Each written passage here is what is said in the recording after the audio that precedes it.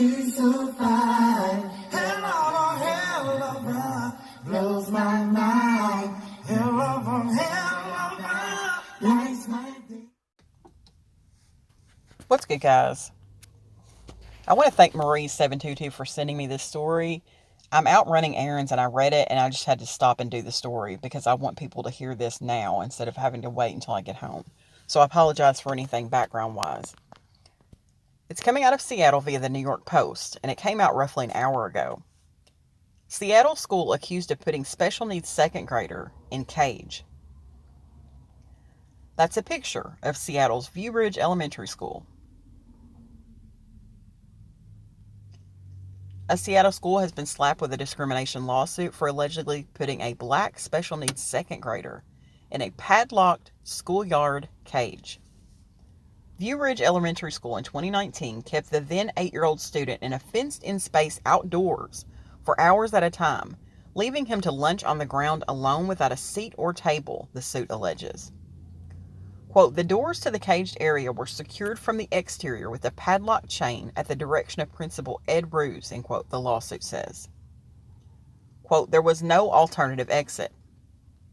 Other students and passersby walked by the child, identified as D.W, quote, like an animal in a zoo, end quote, the suit said. The mother of the child, who has since transferred to a different school, is seeking unspecified damages, but told KUOW he was traumatized by the experience, as anybody would be. Ed Roos, the school principal at the time, has since resigned.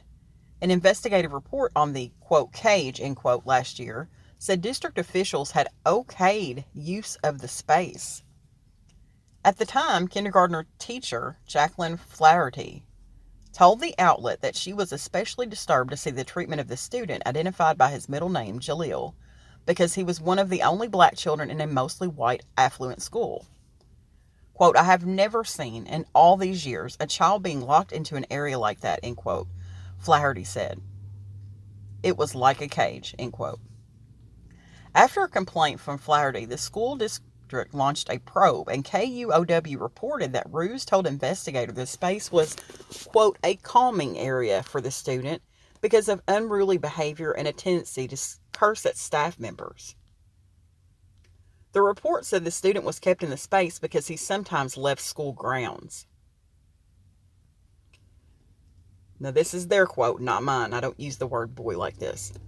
Quote, the boy, even though he might have had a complex educational picture, is still entitled to an education, Seth Rosenberg, an attorney for the family, told the Washington Post. Quote, if the school can't meet his needs, they have to pay for him to go elsewhere, end quote. The idea was first made by a staffer in the special education department, the radio station reported.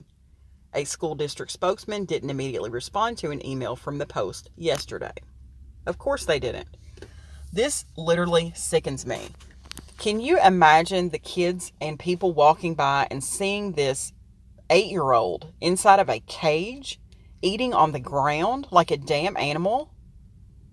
Oh my goodness, I cannot. Whoever in that special needs department staffer suggested this plan needs to be held accountable, punished, and fired, and never be in a teaching position ever again, especially not with special needs students. This just infuriated me. I'm going to end the story on that note. Thanks for watching, guys.